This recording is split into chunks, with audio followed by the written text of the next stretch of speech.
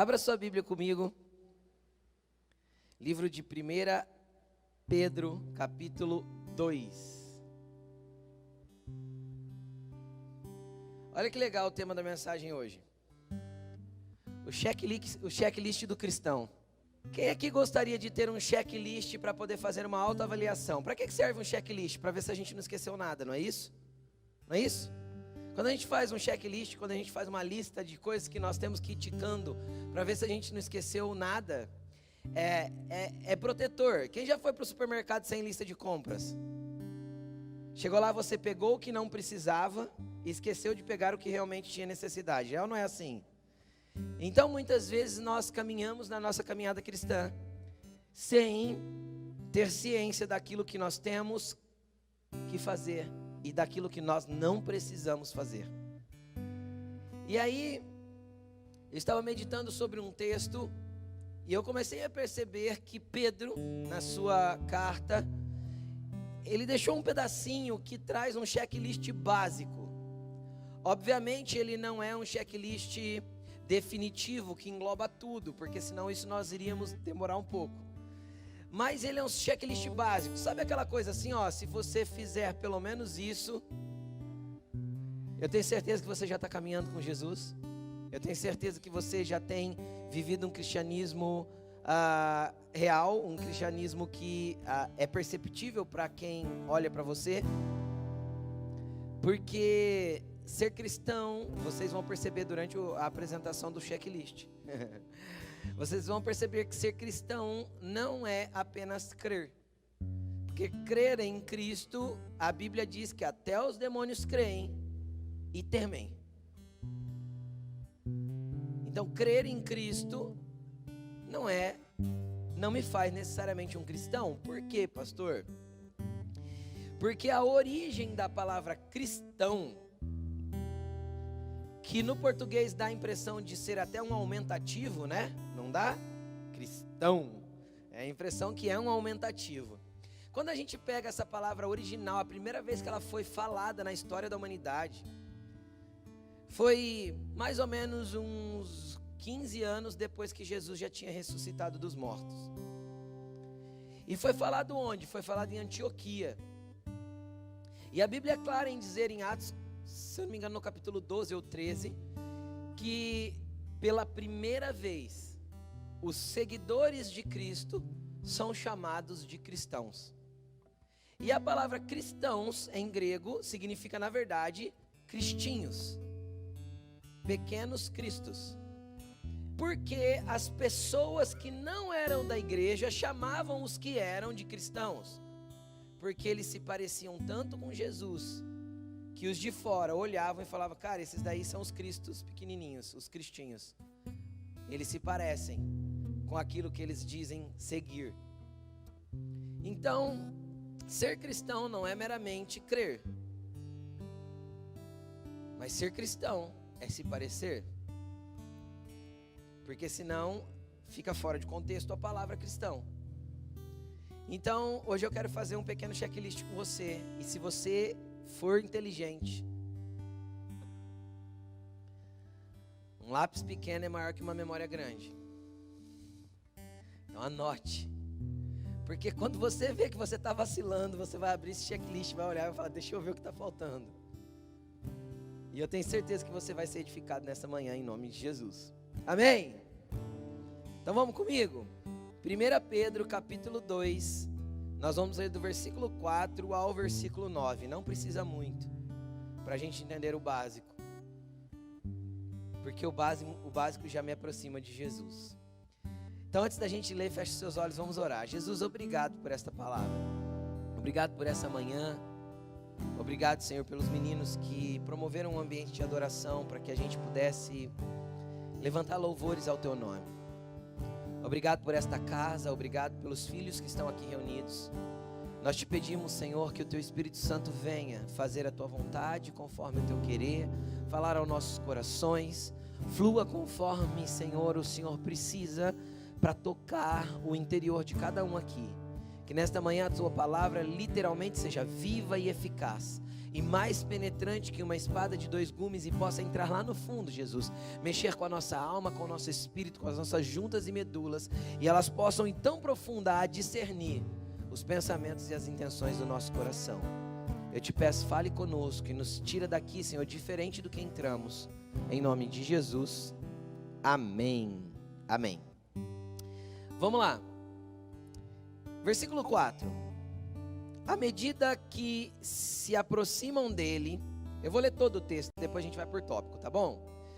À medida que se aproximam dele, a pedra viva, rejeitada pelos homens, mas escolhida por Deus e preciosa para ele, vocês também estão sendo utilizados como pedras vivas na construção de uma casa espiritual, para serem sacerdócio santo, oferecendo sacrifícios espirituais aceitáveis a Deus, por meio de Jesus Cristo. Pois assim é dito na Escritura: eis que ponho em Sião uma pedra angular, escolhida e preciosa, e aquele que nela confia jamais será envergonhado. Portanto, para vocês os que creem,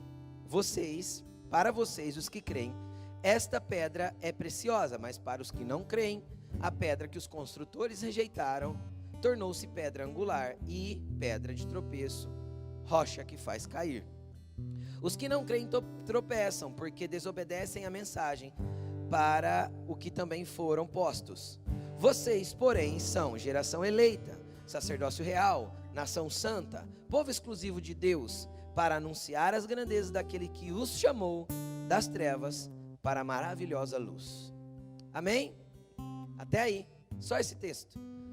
Eu quero que você venha comigo e você pode deixar aberto porque e vai estar aqui também no telão, nós vamos falando agora versículo por versículo. Então eu vou voltar lá no versículo 4 para a gente começar a falar sobre isso. Então o primeiro ponto que a gente tem que entender no checklist do cristão, regra 1 no checklist. A Bíblia diz assim, versículo 4, à medida que se aproximam dele. Nenhum cristão é cristão se andar distante de Jesus. Eu sou cristão, mas eu não leio a Bíblia, eu não tenho tempo de oração, eu não me envolvo com nada que é espiritual. Ou seja, eu não ouço uma mensagem, eu não ouço um louvor, eu não uso as canções para adorar a Deus, eu não entro para o meu quarto para fazer um tempo de oração, eu não leio a palavra para conhecer quem Deus é, para entender como Ele se move. Eu não tenho práticas espirituais. Automaticamente eu não consigo manter uma proximidade de Cristo sem que o meu espírito esteja alimentado. E o que alimenta o meu espírito? O que alimenta o meu espírito são as práticas espirituais. Então veja bem, o apóstolo Paulo, em Romanos, no livro de Romanos, ele deixa muito claro que existe uma guerra interior, como essa que nós cantamos aqui agora. E essa guerra interior é real, da minha carne contra o meu espírito. O que significa isso, pastor? Que às vezes o meu entendimento e o cerne do meu espírito quer fazer aquilo que é certo, mas os meus desejos naturais, carnais, me levam a fazer aquilo que está fora da vontade de Deus. Isso é uma guerra real na vida de qualquer pessoa. Quando deixa de ser uma guerra? Quando eu me entrego completamente para um dos lados. Correto ou não? Quando alguém deixou de estar numa guerra? Quando ele se rendeu, não é assim? Então eu estou em guerra, mas quando eu me rendo para o inimigo, eu já não estou mais em guerra, eu estou rendido. Quem entende o que eu estou falando? Então quando deixa de ser uma guerra na vida de uma pessoa? Quando ela se entregou completamente para um dos lados. Então quando você cede completamente à carne, aquilo que os teus desejos, e é a pregação desta geração, presta atenção no que eu vou falar. A pregação desta geração, principalmente você que é mais jovem, me escute bem. A pregação desta geração é: seja quem você quer ser. Faça o que você tiver vontade. Você é dono de si mesmo. Faça da forma que você quiser. Entregue-se à sua própria vontade. Saia do armário. Mostre-se. Você é assim. Cara, a pregação desta geração é o oposto do cristianismo. Por quê, pastor? Porque o cristianismo deixa claro que existe uma guerra entre a minha vontade e a vontade de Deus, entre o que é certo e o que eu quero fazer. Jesus disse que todo mal do homem procede de dentro do próprio coração do homem. Marcos capítulo 7.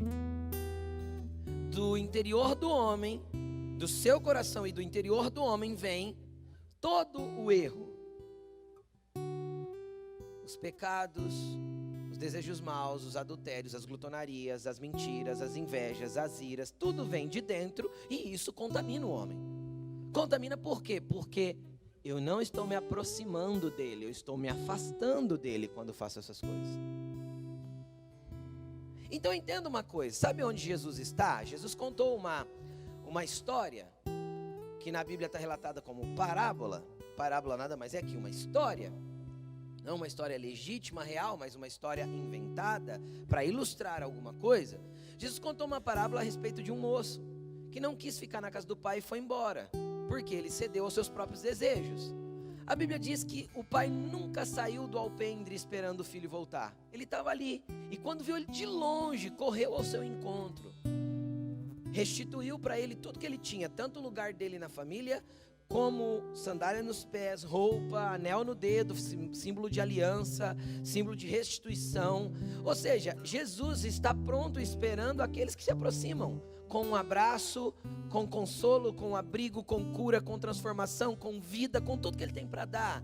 Mas o meu passo de cair em si, a Bíblia diz que quando esse filho estava lá trabalhando no chiqueiro dos porcos, a Bíblia diz que ele caiu em si, e caindo em si ele lembrou, poxa, perto do meu pai tem abundância de pão.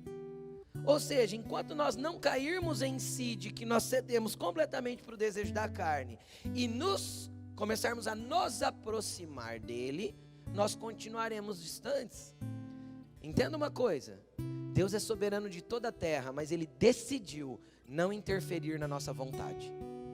Isso é muito lindo. Por quê? Porque apesar de ser o nosso Criador, Ele decidiu nos dar autonomia para escolher. Entenderam? Mesmo que as nossas escolhas nos distanciassem dele. A própria parábola que eu acabei de citar fala muito claramente. O filho decidiu ir embora de casa e o pai não resistiu. O pai não falou, não vai não, meu filho. O pai falou, tudo bem. É uma escolha sua. Então, checklist do cristão, primeiro versículo. Aqueles que, à medida que se aproximam dele. Quem é ele? Ou como que Pedro aqui ilustra ele? Como que Pedro desenha Cristo aqui? A pedra viva. Quem já viu uma pedra viva? Alguém já viu uma pedra sair correndo? Andar? Não? E aí ele pega e ilustra dessa forma, uma pedra viva, rejeitada pelos homens, mas escolhida por Deus e preciosa para ele. Então Jesus Cristo é como se fosse uma pedra preciosa, e Jesus também deu uma ilustração em uma parábola falando a respeito disso. O reino dos céus é semelhante a um homem que, procurando pérolas de grande valor, encontrou uma. Foi, vendeu tudo que tinha, ou seja, abriu mão de tudo que tinha para poder acessar e ter acesso a essa pérola. Então Jesus é a nossa pedra preciosa, que nós devemos se aproximar dele a cada dia, correr em direção a ele, ir em busca de quem ele é. Você pode dizer um amém? Então levanta a sua mão para o alto e fala assim: Jesus, eu quero me aproximar de você cada dia mais. Amém? Ele é a tua pedra preciosa e ele quer que você se aproxime dele. E aí ele continua dizendo, olha que interessante, ele entra na próxima parte. Ele diz assim, ó: vocês também estão sendo utilizados como pedras vivas na edificação de uma casa espiritual. Vamos parar aqui, presta atenção. Quando eu me aproximo de Jesus e eu conheço a grandeza que Ele tem, e que Ele é essa pedra viva, ou seja, um lugar que eu posso me firmar e me fundamentar. Essa palavra pedra também poderia ser traduzida como rocha. Então é um lugar que eu posso colocar os meus pés e pautar a minha vida. A vida de um cristão precisa ser pautada em Cristo.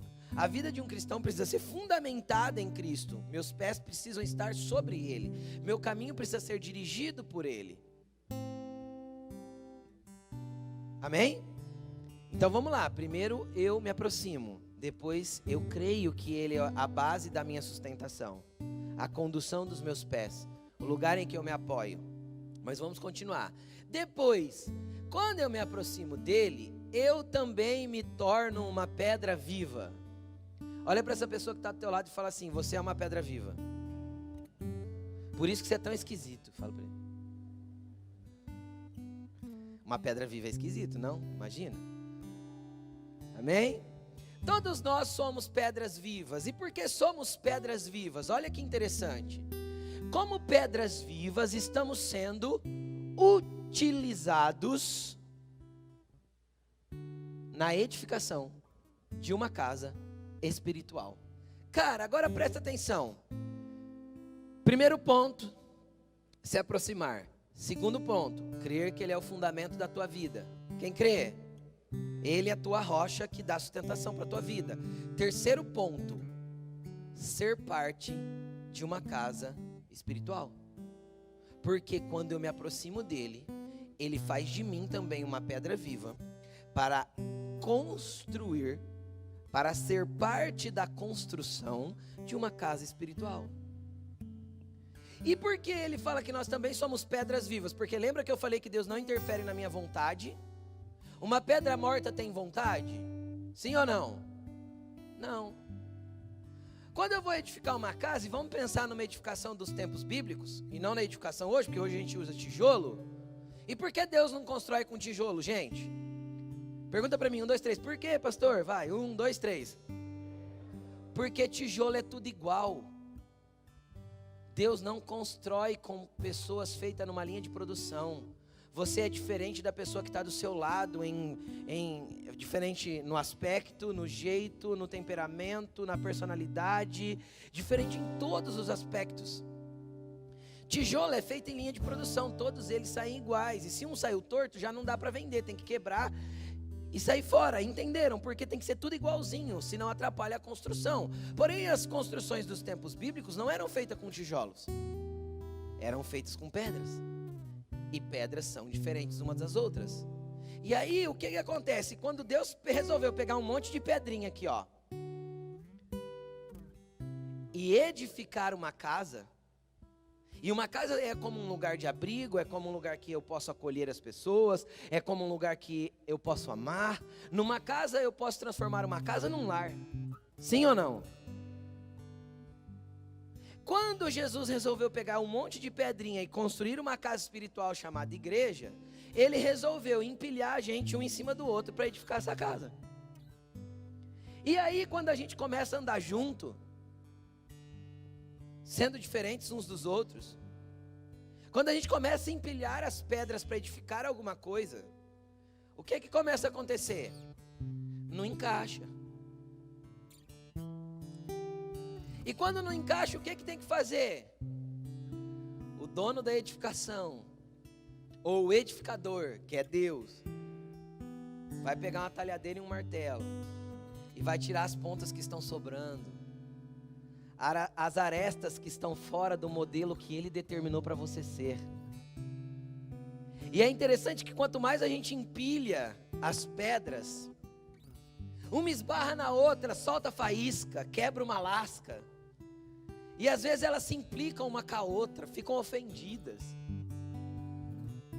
Esse é o grande cerne de ser um cristão e viver numa casa espiritual. Não é todo mundo do jeito que eu gosto, não é todo mundo do jeito que eu amo, não é todo mundo do jeito que eu acho que deveria ser. Não é todo mundo igual. Agora, sabe o que é o legal? É que ninguém está obrigado a ficar ali. É pedra viva, não é pedra morta, obrigada, engessada, travada, não. Jesus tem um modelo padrão, que elas vão se encaixar, mas será uma diferente da outra. Entendeu? Então, quando nós falamos de uma casa espiritual ou de uma família de fé, nós estamos falando de pessoas diferentes que se conectam e se completam para construir algo que protege aqueles que estão chegando e precisando de abrigo no Senhor. Entenderam? Então vai ter pessoas que vão te ofender, vão arrancar lascas de você. Agora cabe a você ficar ofendido e como pedrinha viva falar assim: eu não aguento mais isso, vou sair dessa construção. Então você pula e sai correndo. E vai ser um cristão desigrejado, que já não é mais cristão porque está fora do checklist. Lembra que eu falei que isso aqui é o básico para ser um cristão? Então não existe cristão fora de Cristo. E não existe cristão fora da igreja. Porque a igreja é o corpo de Cristo. Se eu não estou com a igreja, eu não sou parte do corpo. Se eu não sou parte do corpo, automaticamente eu não estou em Cristo. Se eu não estou em Cristo, eu não sou cristão. Tipo, é só fazer o caminho inverso. Que você vai perceber que não tem coerência nenhuma dizer eu sou cristão e você não fazer parte de uma comunidade, de uma casa espiritual. Porque a casa espiritual é o lugar que você vai ser lapidado, tratado, moldado para encaixar. E se no fundo você olhar para a comunidade local que você está inserido, para a casa espiritual que você está colocado, você olhar para ela e falar assim: pastor, eu não me encaixo, não adianta. Cara, eu não sei quantas pessoas eu já liberei que falaram isso para mim: pastor, não adianta, eu tentei, congreguei aqui, mas ó, eu não me encaixo. Cara, não tem problema. A Bíblia diz que há diversidade de ministérios, há diversidade de atuações e há diversidade de dons, mas é o mesmo Deus que opera tudo em todos. Então, cara, às vezes eu até ajudo essa pessoa, falo sério, já fiz isso várias vezes. Eu falo: cara, posso ser sincero para você? Eu acho que o teu lugar vai dar mais certo, às vezes nessa igreja aqui, ou nessa, eu dou referências aqui da cidade. Porque pelo jeito que a pessoa gosta, e o jeito que ela pensa e a forma que ela age, é óbvio que outra comunidade, outra casa espiritual vai se encaixar melhor. E qual que é o problema disso? Nenhum. Eu só não quero aquela pedra correndo para a rua sozinha. Quem está entendendo o que eu estou falando? Porque aí seria um problema. Eu não quero ela longe da comunidade. Por quê? Porque aí seria um problema para ela. Mas se ela estiver sair dessa casa e for parte da edificação, se ela estiver sendo utilizada na edificação de uma outra casa espiritual, que chamamos de igreja, cara, top. Sim ou não? Sim.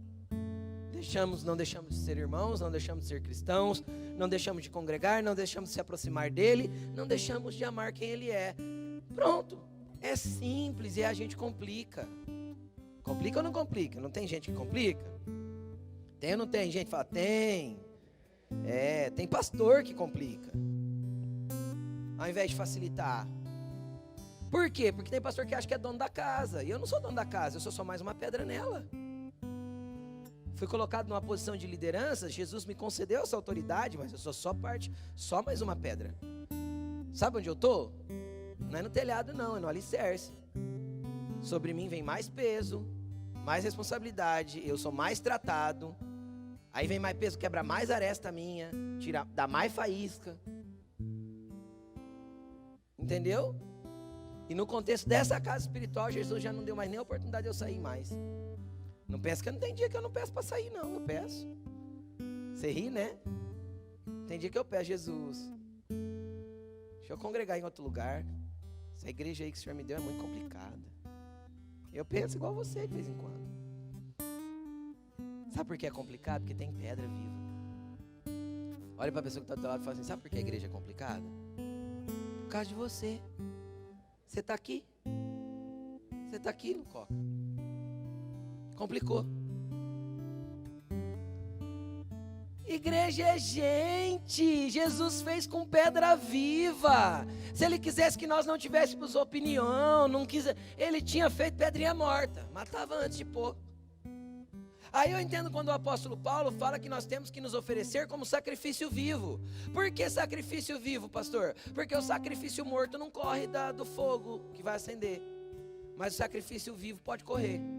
Então o que ele está falando? Cara, se entregue todo dia para Jesus, porque tem dia que você vai querer correr do que ele tem para fazer na tua vida. Jesus não limitou as nossas vontades. Então, terceiro ponto do teu checklist: eu tenho que ser parte de uma casa espiritual. Não tem como não ser. Porque nesta casa espiritual você está sendo utilizado. Aí vem mais um checklist dentro da mesma afirmação. Quem não está sendo utilizado na construção e na edificação desta casa, precisa se colocar disponível. Porque às vezes você está aí, mas você não está querendo ser utilizado.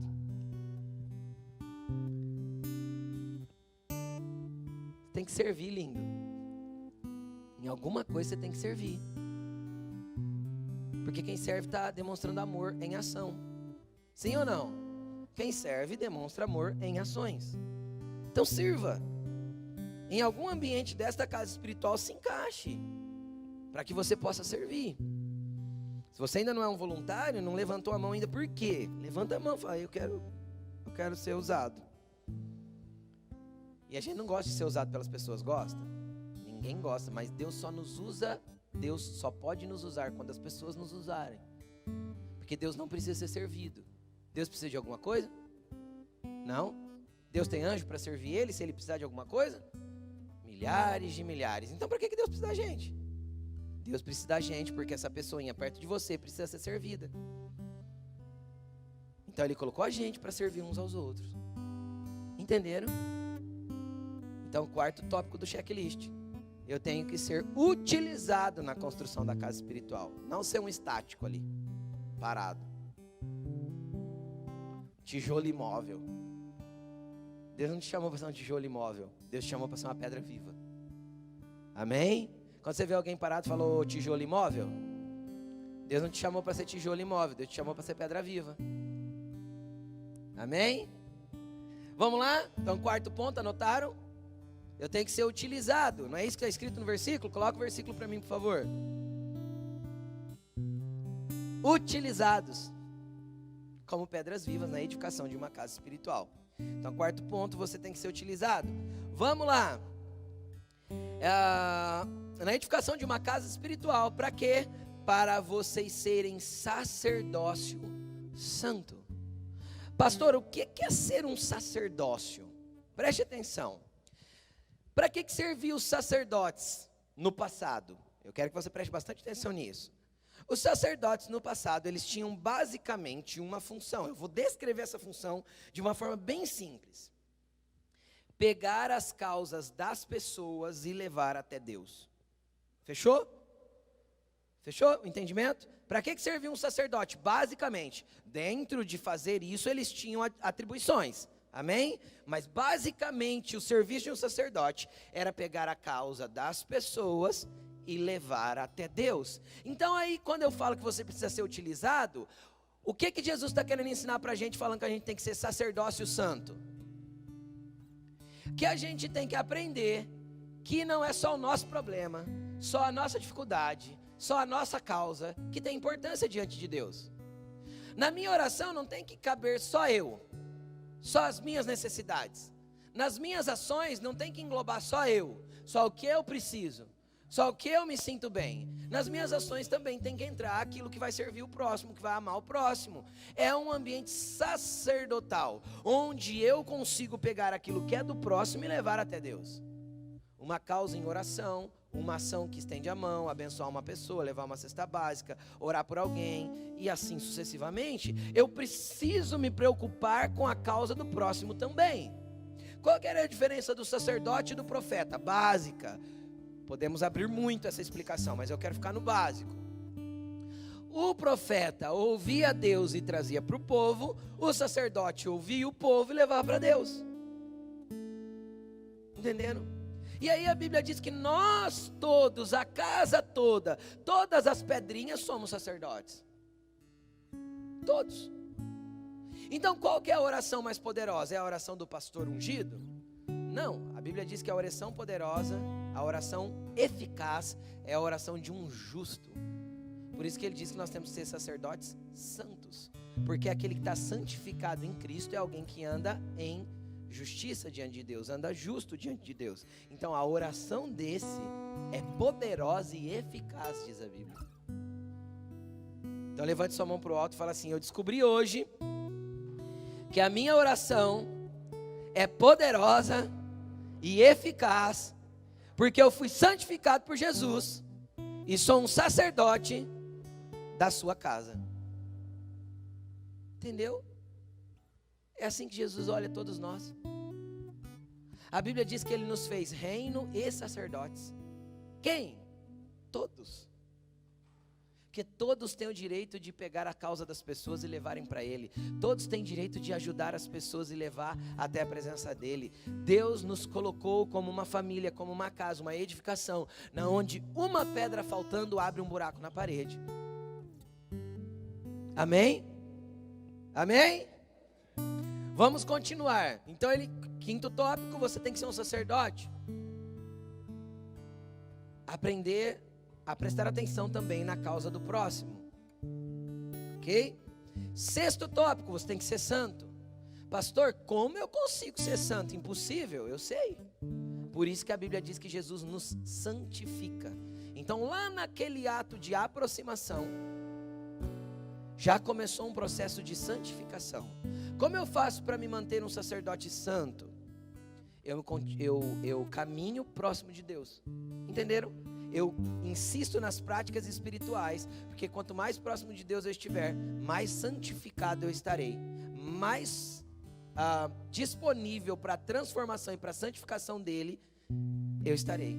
Amém? Amém? Então vamos lá, continuando. Oferecendo sacrifícios espirituais a Deus. Então vamos lá. Eu acabei de falar do sacerdote, só que aí o sacerdote também oferecia sacrifícios. E nesse caso nós não vamos oferecer sacrifícios, vamos? Não, porque isso é da velha aliança. A Bíblia diz que Jesus ofereceu o sacrifício de uma vez por todas. Que jeito foi o sacrifício de uma vez por todas de Jesus? Ele morreu na cruz, em sacrifício por nós. Amém? Isso te santificou, me santificou, te justificou e me justificou. Amém? Só que a Bíblia fala que nós podemos oferecer sacrifícios espirituais. Pastor, que é isso? Cara, sacrifícios espirituais. O que era um sacrifício? Era quando deixa eu te explicar lá na forma natural para você entender. Era quando eu pegava algo de valor, naquele tempo, conforme, nas descrições da lei, conforme a condição financeira da família, mudava-se o sacrifício. Se você quiser ler o Velho Testamento, você vai encontrar essas partes aí. Mudava-se o sacrifício. Então, se era uma família com pouca condição financeira, o sacrifício podia ser uma pombinha ou uma rolinha. Por quê? Porque ele pegava na rua. Ele armava uma armadilha lá e pegava, se ele não tivesse condição financeira. Mas conforme a condição financeira da família ia aumentando, tinha que ser um cabrito. Entenderam? E aí tinha que ser uma ovelha, um boi, vários bois, e assim sucessivamente, porque isso era proporcional. Porque Deus trabalha com proporcionalidade, sempre foi. Porque senão seria injusto. Sim ou não? Sim. Então, como que eu ofereço meu sacrifício espiritual? Quando você é novo na fé, querido, e você tem pouquinho de Deus, pode ser que você não consiga nem derramar o teu coração na presença dele ainda. Então, o mero fato de você se aproximar dele, querer ele, já vai ser um sacrifício espiritual que vai subir como cheiro suave na presença dele. Quem está entendendo? Por quê? Porque ele viu que você o quer. Isso já é um sacrifício espiritual. Já é o que você está oferecendo para ele. Ele viu você tendo intenção de vir à igreja para receber alguma coisa dele. Isso já é um sacrifício espiritual para ele. Sim ou não? Sim, você saiu da sua casa, gastou sua gasolina, veio aqui, está sentado aí me ouvindo. Então isso já sobe como cheiro suave na presença dele. Mas conforme o seu poder aquisitivo espiritual vai crescendo, e você vai conhecendo dele, vai caminhando com ele, vai tendo mais dele. Jesus falou isso: quanto mais te é dado, mais te será exigido. Então aí os seus sacrifícios vão aumentando. Ele vai querer que você ore mais, ele vai querer que você jejue mais, e ele vai enchendo você do desejo de fazer essas coisas, e da necessidade de estar ainda mais próximo dele. Isso são sacrifícios espirituais que eu apresento a Deus. Sim ou não? Jejum não é um sacrifício? Quem já jejuou aí? Quem já passou fome jejuando? Então é um sacrifício espiritual. Jejum é um sacrifício espiritual. Assim nós poderíamos também citar os ambientes de dízimo e oferta. Quando a gente chega, a gente fica, dá dinheiro para o pastor. Não é assim, gente, é assim na cabeça de todo mundo. Mas depois a gente vai entendendo que a gente faz isso pro reino de Deus, e a gente faz isso com o coração grato, e a gente faz isso em adoração. E tem um monte de gente aqui que eu sei, porque eu faço isso, muitos aqui a gente conversa de perto, a gente faz com o coração tão voluntário, com com tanta gratidão de adoração, que aquilo é um prazer, é um sacrifício espiritual que a gente está oferecendo. Mas é conforme o crescimento, eu vou entendendo essas coisas, e eu vou entendendo que o meu poder aquisitivo no reino espiritual vai aumentando. Então eu vou sair das rolinhas e comece para os bois. E que Jesus nos dê muitos bois para oferecer para Ele de volta. É assim. Então ofereça sacrifícios espirituais. Eu vou dar um exemplo de um sacrifício espiritual que você que é novo na tua fé, está começando a ouvir o evangelho agora. Eu vou te dar um exemplo de sacrifício espiritual. Pastor, eu não tenho tempo para orar. Eu sei, ninguém tem. Ninguém tem tempo para orar. A agenda de todo mundo é cheia. Então o que eu faço? Eu faço sacrifício espiritual. Eu crio um tempo. Então eu coloco meu relógio para despertar 1 hora mais cedo do que eu costumo levantar. Misericórdia, pastor. No frio então, Jesus, é um sacrifício espiritual. Você vai levantar antes de todo mundo na casa e você vai lá para o teu lugarzinho e você vai falar com Deus, você vai ler a tua Bíblia, você vai pegar um livro que vai edificar a sua fé e você vai ler, e você vai orar mais um pouco e você vai ficar com Jesus. Meia hora, 40 minutos, 1 hora. Então esse é um sacrifício espiritual, e todo sacrifício, a Bíblia diz que subia um cheiro diante de Deus. E o teu vai exalar um perfume de um filho com o coração rendido, que está querendo se aproximar dele. E esse cheiro vai subindo, porque você é um sacerdote que ministra a ele e um sacerdote que ministra as pessoas. Amém, gente? Estão anotando o checklist? Vamos lá, continuando.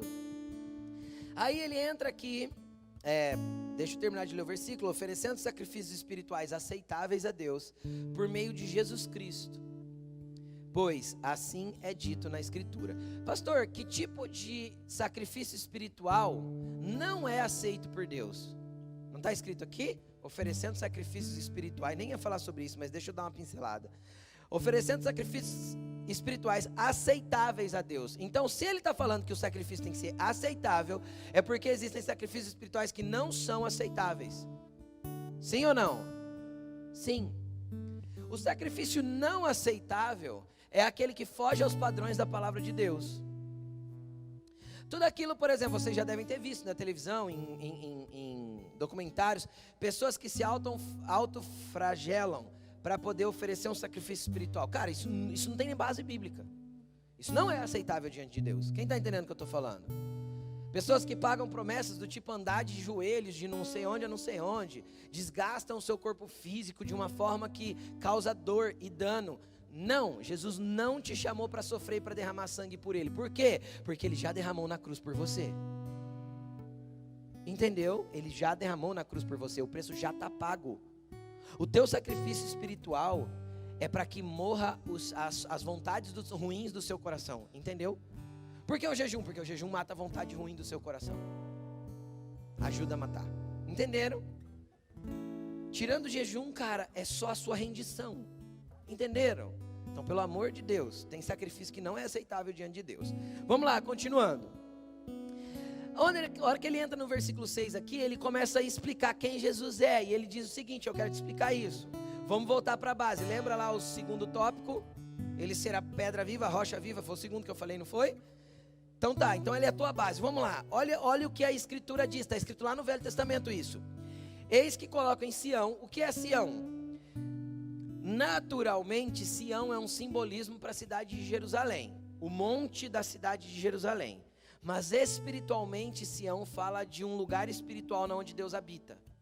Pegaram? Então ele tem uma alusão espiritual. Então ele está falando assim, ó: eis que colocam em Sião uma pedra angular, escolhida e preciosa, e aquele que nela confia jamais será envergonhado. O que é uma pedra angular? A Bíblia, o apóstolo Pedro não acabou de explicar para a gente que nós somos a edificação de uma casa e que somos pedras vivas? Sim ou não? Sabe o que é uma pedra angular? É essa pedra aqui, ó. Imagina que está levantando uma parede de pedras na frente desse púlpito aqui. E aí as pedras vão sendo encaixadas. A hora que chega aqui no canto, não dá para ser uma pedra comum, dá? Ela tem que ser uma pedra diferente, porque ela tem que fazer um encaixe da curva. A pedra angular era essa pedra da esquina. Em outras traduções vai estar escrito pedra de esquina. É essa pedra do canto. Por quê? Porque ela tinha que ser uma pedra diferente, que causava uma espécie de trava entre uma parede e outra para que a casa não caía, não tinha coluna. Entende? A pedra angular era a pedra principal da construção, as pedras angulares que iam no canto, porque elas se intertravavam, então elas tinham que ser lapidadas de um jeito diferente, para que elas fizessem uma trava nos cantos das casas, para que as casas ficassem firmes. Então o que as escrituras estão afirmando? Que Jesus foi colocado nos ambientes espirituais para ser o quê? Uma pedra preciosa e angular, uma pedra de esquina, uma pedra que na hora que os lapidadores estão escolhendo as pedras, normalmente ela é rejeitada. Por quê? Porque ela não tem um modelo adequado para a parede. Mas na hora que chega no canto, é lá nessas pedras rejeitadas que eles vão procurar. Jesus não foi rejeitado pela sua geração quando ele veio? Então ele foi uma pedra rejeitada que se tornou pedra angular. Entende isso? Ele foi uma pedra esquecida que hoje se tornou a nossa pedra principal. Você crê nisso? Quem tem Jesus como pedra principal aí, dá uma glória a Deus. Aquele que nele confia jamais será envergonhado. Quem confia nele, querido, descansa nele. Confie nele. Tenha ele como base da sua vida e você não será jamais envergonhado. Versículo 7, portanto para vocês, os que creem, essa pedra é preciosa, mas para os que não creem, a pedra que os construtores rejeitaram, tornou-se pedra angular. O que ele está falando? Para aqueles que não creem, entenda uma coisa, vai chegar um dia que Jesus se tornará necessário na vida dessas pessoas. Entendeu? Aquele que sempre rejeitou Cristo. Não, esse negócio de cristão, esse negócio de igreja, esse negócio, isso aí, cara, vai chegar um momento que a condução da construção da tua vida vai bater num ponto que vai ter que fazer uma curva e você vai olhar, cara, agora travou. Ou eu encaixo Jesus aqui, ou nada mais vai dar certo. Porque aqueles que não creem, ele vai se tornar a pedra principal. Então sabe aquela pessoa que você fala do amor de Jesus e ela ainda rejeita? Só ore por ela. Fala, Jesus, pega ele na curva. Porque na curva ele vai precisar de Jesus. Pode orar, fala, Jesus, pega ele na curva, bem lá no cantinho da vida dele, que ele não vai conseguir escapar. Porque é só o Senhor que vai se encaixar. É só o Senhor que pode preencher o vazio, que pode trazer significado de vida, que pode trazer padrão de existência. É só o Senhor Jesus que pode fazer isso. Porque viver com Jesus é o único jeito de viver, o resto é apenas existir. Então tem um monte de gente existindo, mas nós encontramos vida e vida em abundância. Amém? Vamos lá. E para alguns, essa pedra se torna pedra de tropeço e rocha que faz cair. Por quê, pastor? Porque tem gente que rejeita até o fim. E aí, infelizmente, no fim, ele sai do lugar de salvador e entra no lugar de juiz. Ele sai no lugar de advogado e entra no lugar de juiz. E aí o problema é que o advogado conhece todos os problemas dos acusados. Quem entende o que eu estou falando? Quem é advogado aí acho que entende melhor o que eu estou querendo dizer. Um advogado conhece todos os problemas do seu cliente. Porque ele tem que contar para o advogado poder defender ele. Então ele sabe toda a verdade, o advogado. Só que o juiz não. Só que de repente esse advogado deixa de ser advogado e senta na cadeira de juiz. E aí não tem o que esconder dele, porque ele já sabe. Entenderam? Então infelizmente quem o rejeita até o fim, ele vai se tornar uma pedra que faz cair. Vamos continuar. Aqui falou só de Jesus. Vamos voltar para o checklist. Vocês, porém, são. É uma afirmação. Como que eu posso ser quando eu seguir os 6 passos que eu já te dei? Aí você se torna alguma coisa em Deus. Sim ou não? Entende ou não? Até aqui você foi fazendo. Agora eu sou. Eu sou o quê? Uma geração eleita. O que é eleito? Eleito é quem foi escolhido. Sim ou não? Então você é escolhido por Deus para alguma coisa. Você faz parte de uma geração que Deus escolheu, que Deus selecionou, que Deus está amando. Por que Ele selecionou? Ele selecionou mediante o checklist que eu fui andando e me aproximando dEle, crescendo nele. Então você foi eleito nele. Você foi escolhido nele. Você já não anda mais sozinho, você é dele. E aí ele diz que nós também somos sacerdócio real. Peraí, 2 vezes sacerdócio, presta atenção. Lá ele diz que nós éramos sacerdócio santo. Agora ele diz que nós somos sacerdócio real. Qual que é a diferença? A minha santidade, quem conhece é Deus. A minha realeza, quem conhece é as pessoas. Entendeu a diferença? A minha santidade no meu sacerdócio, quando eu me apresentar a Deus, quem vai reconhecer a santidade que existe em mim? Deus. As pessoas podem medir minha santidade? Sim ou não? Não, porque eu posso ter meus pecados ocultos. Sim ou não? Então a minha santidade só Deus reconhece. Então existe um momento que o meu sacerdócio vai apresentar a santidade de Deus. E existe outro momento que o meu sacerdócio vai demonstrar realeza em mim, porque eu ando com o rei. Então as pessoas começarão a reconhecer o meu sacerdócio. Essa é a diferença do sacerdócio real para o sacerdócio santo. Então quem anda como sacerdócio santo vai chegar a ser sacerdócio real, porque as pessoas vão reconhecer a santidade que tem na sua vida. Amém? Então você é geração eleita, sacerdócio real. Ele quer te mostrar para as pessoas. Nação santa. E por que ele chama de nação? Porque ele não está falando apenas de uma casa agora, mas sim de um povo escolhido sobre a terra. Entenderam? Então ele está dizendo, você é parte de uma edificação de uma casa. Está falando de uma igreja local, mas você também é uma nação santa. Você faz parte de uma nação sobre a terra. Um povo no meio do povo que tem andado diferente do que todo mundo anda. Entendeu? Sabe por que você é uma nação nele? Sabe por que você é alguém escolhido e santificado nele? Porque enquanto o mundo anda para um lado, você resolveu andar na contramão. Enquanto o mundo todo diz, todo mundo faz assim, você vai dizer, eu não faço assim porque eu faço parte de outra nação. Eu sou parte do reino de Deus. E o reino de Deus não tem a cultura dos príncipes da terra. O reino de Deus tem mentalidade diferente, tem jeito diferente de agir, anda em santidade. O reino de Deus não comunga com a estrutura babilônica que governa essa terra. Pastor, mas todo mundo faz, mas você não é todo mundo. Já dizia minha mãe. Você não é todo mundo. Então, se eu não sou todo mundo, se nós somos nação santa, um povo eleito, sacerdócio real, que ele quer mostrar essa realeza que procede dele, não tem a ver conosco. Nós somos um povo sobre a terra que tem que ser diferente. Nós somos um povo sobre a terra que tem que demonstrar frutos diferentes.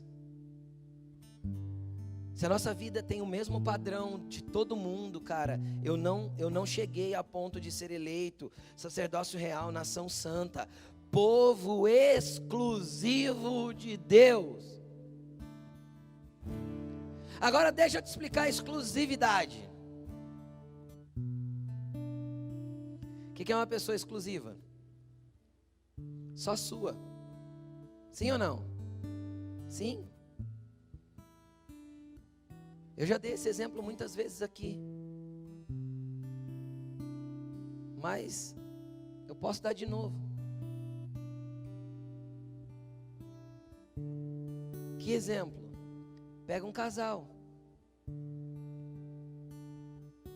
Eu vou chamar um casal aqui para poder dar o exemplo, vai. Vem cá, Fabrício, vem cá, Edna. Aqui na frente, aqui, ó. Não precisa subir não, vem cá. A Edna morre de vergonha.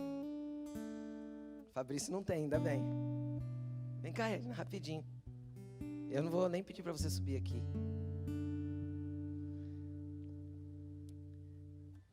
A Edna e o Fabrício são casados. Aí, vamos fazer assim, ó. O Fabrício lá atrás teve umas namoradas. Você sabe? Teve. Não preciso te explicar que você sabe. E assim, esses dias ele sentiu saudade de uma delas aí, mas é assim, ó, tem 365 dias o ano. Ele só quer um diazinho para passar com uma delas. Pode? Não pode não, Fabrício, tá falando. Falou, tá falando. Cara, eu não preciso nem ir mais além, preciso? Por quê? Porque eles fizeram um voto diante de Deus. A Edna, o dia que colocou uma aliança no dedo, ela se tornou exclusiva do Fabrício. E o dia que o Fabrício colocou uma aliança no dedo e fez um voto com a Edna, ele se tornou exclusivo dela. A Bíblia diz que o corpo dela pertence a ele e o corpo dele pertence a ela. Então eles se tornaram exclusivos um do outro. E quem é exclusivo não tá para ser oferecido para outro ou para outra. Quem está entendendo o que eu estou falando? Aí ali a Bíblia diz que nós somos povo exclusivo de Deus. Gente, obrigado. Tá bom? Depois você passa vergonha no crédito, tá, Edna? Ela morre de vergonha de aparecer. Só fica atrás das câmeras. Vamos lá. Quem é exclusivo é exclusivo. Quem está entendendo o que eu estou falando? Aí a Bíblia diz que nós somos nação santa, povo exclusivo de Deus. Agora deixa eu te perguntar uma coisa. Por que você é exclusivo de Deus? Porque Jesus te comprou com o preço do sangue dele. Então você se tornou exclusivo dele porque você foi comprado com o preço de sangue. Agora deixa eu te explicar uma coisa. Para o que você está se vendendo? Para uma noite de sexo num motel? Para uma embriaguez, para poder ficar feliz com os amigos? Para o que você está se entregando? Pastor, eu não consigo andar desse jeito aí que você está falando ainda não. Calma, começa do começo, só se aproxima dele, lembra? Começa a oferecer seus sacrifícios espirituais. Lembra os sacrifícios agradáveis, de cheiro suave? Se você tem pouco, é só uma rolinha, uma pombinha que você tem para oferecer, só vai entregando o que você tem e deixa Jesus ir fazendo, mas continue. Porém vai chegar um dia que Ele te quer exclusivamente para Ele. Para você não se misturar mais com o pecado, com o erro, com o engano, com a prostituição, com a avareza, com a inveja, com a mentira, com a maledicência. Ele quer arrancar isso tudo da tua vida e falar assim: ei, filho, você é meu, você me pertence e eu pertenço a você, porque você está em mim e eu estou em ti. Então aí nós vamos estar assentados em regiões celestiais em Cristo Jesus. Vamos continuar. E ele diz assim, para que Deus quer? Para o que Deus quer? Uma geração eleita, um sacerdócio real, uma nação santa e um povo exclusivo. Para quê? Tem um propósito. Deus não escolhe pessoas à toa. Deus não leva pessoas aí, não, é meu, para quê? De forma inútil? Para inutilidade? Não, porque existe um propósito nisso, para que essas pessoas anunciem as grandezas daquele que os chamou das trevas para a maravilhosa luz. Então você é um anunciador de boas novas. Se você é alguém que foi escolhido por Jesus, você foi eleito por Ele, você é exclusivo dEle, você tem uma missão: anunciar as grandezas daquele que te tirou das trevas e encheu a tua vida de luz, de bênção, de graça, de paz, porque é isso que Ele faz. Agora, por que a gente ainda é tão tímido? E a gente não fala das grandezas que Jesus tem feito aqui dentro, porque Ele faz coisas grandes. É tipo assim, quem aqui já foi tocado por Jesus, Jesus já fez coisas grandes na sua vida? Só levanta a mão. Pronto, e por que você não anuncia essas grandezas? Por que você não fala dessas coisas para as pessoas que precisam conhecê-las? Por que você não chega nas pessoas e fala assim, só se aproxima de Jesus? Começa no primeiro tópico do checklist, se aproximar dele. Pronto, se você trazer alguém para perto, querido, pode deixar que o Espírito Santo faz o resto. Só seja um instrumento de anúncio das grandezas daquele que tem transformado a tua vida. Coloque-se de pé.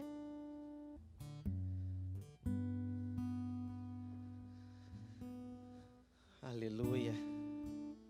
O que você vai orar? Você vai orar assim: Jesus, eu olhei para o checklist, eu estou em falta em alguns tiques. Tem alguns cheques que eu ainda não dei. E eu quero caminhar para avançar em viver uma vida com o Senhor, em viver uma vida perto de você, Jesus. Então, comece a falar com o Senhor agora. Esse é o momento teu e dele. Começa a prestar atenção no que foi falado e o quanto, às vezes, você tem falhado em algumas coisas. Às vezes você não tem se aproximado tanto, você não tem deixado Ele te santificar. Às vezes você não tem se envolvido com a construção de uma casa espiritual. Você tem sido uma pedra que tem corrido da casa. E Jesus não quer que você corra mais. Deixa Ele te lapidar para você se encaixar naquilo que Ele está fazendo. Comece a falar com Ele, comece a entregar sua vida a Ele, comece a render o seu coração a Ele. Ofereça nessa manhã sacrifícios espirituais, ou seja, chega na presença dEle com sinceridade. Fala para Ele: Senhor, eu quero me oferecer para Ti nesse dia. Eu quero me render a quem Você é, eu quero me render àquilo que o Senhor tem para fazer na minha vida. E eu quero caminhar com Você, Jesus, todos os dias daqui para frente. Comece a falar com Ele. Comece a adorar a Ele, comece a colocar as suas palavras na presença dEle. Ele está neste lugar, querido.